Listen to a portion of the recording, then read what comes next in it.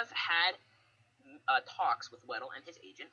The Steelers are in desperate need of a defensive back, and they are also in desperate need of a safety. Their defense, besides occasionally guys like James Harrison and Lawrence Timmons, is largely comprised of young guys. I think that they could use a solid veteran defensive back. I think he goes to the Steelers, but I can see why you think he'd go to the Eagles. Do you want to do a bet on that? Sure. Sounds okay. Good. Here Same goes. thing, Oreos. So I'm gonna put up a poll. We're gonna put up a poll on Youth News Radio, at Youth News Radio on Twitter. I'm doing it right now. Where will Eric Weddle end up? Now, if the Chargers can reach a deal with him, this will be irrelevant, but there's a very good chance that will not be the case. So I'll tweet that out at the end of the show, too. Eric Weddle, I think, goes to the Steelers. You think he goes to the Eagles.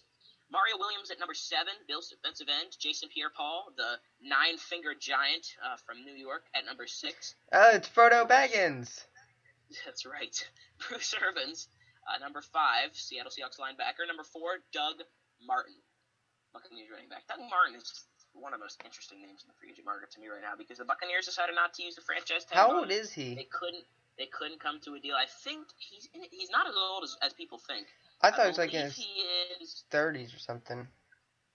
I think he may be 30 at the most. I think I heard like he was 29 or something like that. He's 27. Wow. Yeah, so this guy has a lot of years left. I mean, I know that I thought he's been around for a lot longer than he has. Yeah, he seems like he's been around a while. I mean, he'd probably be playing, I think, for another 5 years is what I guess. So, Doug Martin, I think, will end up maybe he'll stay in the division and play for the Saints. I don't think the Bucs would like that, but that's a potential. No, the Bucs would not like that. Bucs would not like that. And then we'll finally go to the top 3. Kelechi Osemele, the Ravens guard. Olivier Vernon, the Dolphins defensive end, and Malik Jackson, number 1, the Broncos defensive tackle. Olivier Vernon is the guy that the Dolphins tagged, and he has a transition tag, which means that other teams can sign him, and the Dolphins have a week to match the offer. Oh boy. It's an interesting tag, but this is why I think the Dolphins should have signed Lamar Miller to the franchise tag. Because they put a transition tag on Olivier Vernon, and Vernon's a good player, but I don't think he's as great a player as people hype him up to be.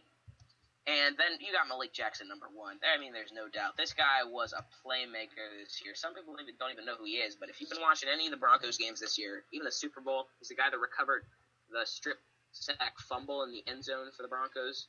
He's been a playmaker this year, and I have no clue where he's going to end up because every single team will be wanting to scoop him up. Yeah. So I'll be tweeting out 3 things so far. The Eric Weddle bet for Tyler and I'll be tweeting out this top 99 free agents list, and I'll be finding the trash talk between McGregor and Nate Diaz. All right, sounds good. And then, do you want to get to our questions that were given to us right now? Sure. You have a question, Tyler, or how about you answer yours? How's that sound? And then I'll answer mine. All right. Okay. Just all right, nice good. Transition then. So I've got to find the question here. All right. I pulled it up if you want to see it. Do you have it up? I can't find it right now. So yeah, here I'll screen share it to you. Go ahead. Okay, sounds good. I believe it was about March Madness, if I remember correctly. Yeah. Do you see it? This one right here. Hang on a second. And yes, I do see it. Okay. So the question from Kim Noss, question is, who will be the top teams for March Madness, and who are the ones to watch for an upset? Very good question, and it's interesting because, I mean, I host my show. We'll talk about this at the end. It's NFL Talk with Caleb Steindale, so we talk about NFL stuff. I don't have a chance to talk about other sports very much, but I will. We should do a March Madness show then, coming up. That'd be so much fun. It'd be so much fun. But all right, let me look down here through the list of March Madness teams in the top 25. Notre Dame recently dropped out of the top 25. They were at number 23, but they got kicked out. I think that probably the team that we can watch for an upset, I'll answer that part of the question first, would be a team, I'll name a few. Duke at number 17. I honestly still like I still like Iowa State at number 21. I'm looking at guys that are outside teams that are outside the top 10. Obviously. So I like Iowa State. I like Maryland too. I like Maryland. Maryland's been playing pretty well as of late. And then I like Duke because I think Duke has a solid chance to make a run at it. And then what was the second part of the question, Tyler? The first part. Who will be the top teams for March Madness, and who are who are the top teams for March Madness? Well, this is going to be an interesting year because there are a lot of teams that could win it all. The top. So this is interesting. Every team in the top 25 in March Madness, except for one, Texas at 23, has won between 20 and 25 games. So they're all packed really tightly in there. I think, to be quite honest, I'm taking the number one to win it all at this point. And who's number one? Play out in the coming days, which is Kansas. Okay. At 25-4. Jayhawks don't need to win that one. They are the most complete team. They just had a big win recently to solidify, I think, their spot as the number one team. But Kansas just seems to me the most plausible to win it all. Okay. Yeah, I can agree with that. And also from @KimNoss, the other one is, who is coming to Creation Fest this year? Well, we're going to go with the one closest to us, which is Northeast. Just to name a few of the bands that I saw, Newsboys, Matthew West, trying to think, KB, Tadashi, I think I saw Fan Force 5 on there. Those are kind of the ones that most people enjoy, but for me personally, it would be Red, Phineas, War of Ages, Sleeping Giant. There was a bunch more. I'd have to pull up the list again, but yeah, I think that was about it for who. Oh, Disciple. How can I forget Disciple?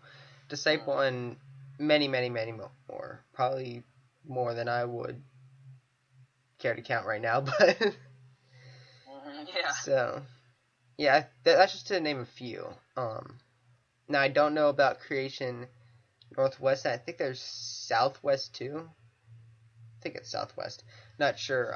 Haven't looked at those, but I know for Northeast though that was just a few. So and then I know at Uprise this year. I know this isn't part of the question, but I know at Uprise this year they announced 3 bands. The first one that they announced was Skillet, Matthew West, and then Disciple. So those were a few that they announced this year. Hey Tyler, can you still hear me? Yes, I can hear you just fine. Alright, yeah, my computer's glitching up a little bit, so I might have to bow out. I did get, they beat 80, in the last game, they had scored, they won 86-56 a couple of weeks ago, so that was a solid win. Okay, yeah. So then I'm gonna bow out for now. I'll talk to you later. Thanks, Tyler. Yep. Alright, and then we'll get to some music news real quick. Killswitch Engage has their new album coming out this week, Friday the 11th, called Incarnation, I believe. I pre-ordered it, so I'm waiting for it to come in on iTunes. I pre-ordered it on iTunes. I didn't pre-order it on like their actual website or anything. Which it's still available. In 3 days, I saw on Twitter, Killswitch Engage said that they will be shipping out those pre-orders that they had in about 3 days. If you pre-order on their website, and then they released 3 singles: Hate by Design, Strength of the Mind, and then Cut Me Loose, I believe, is the third one. All really, really good so far, so I'm really excited for this album to come out. Also, Skillet said they will have a summer release this year, believe in June, from what I heard. A June release. And then also, let me think, there was, who did I just see? Oh, and Disciple said they will be doing another crowdfunding album that will be coming out later on towards the end of the year, but you can crowdfund it It's not available for crowdfunding quite yet, so once it becomes available, I will let you know. And also, Papa Roach is in studios now, along with Whitechapel, and I think that's about it. So, Caleb, are you still there? No, he's not. Okay. So, thanks for listening, everybody. Thanks for joining us today. If you have any questions, send them to us: Twitter, Facebook, email, pretty much everything. Just send us questions there, song requests there as well. And if you'd like to be on the show, just send us a tweet or something. Again, Facebook, Twitter, email, one of those things. Just send them to us. Thanks for listening, and we will be ending it with Running with Giants by 1,000 Foot Crutch, the newest single. Enjoy.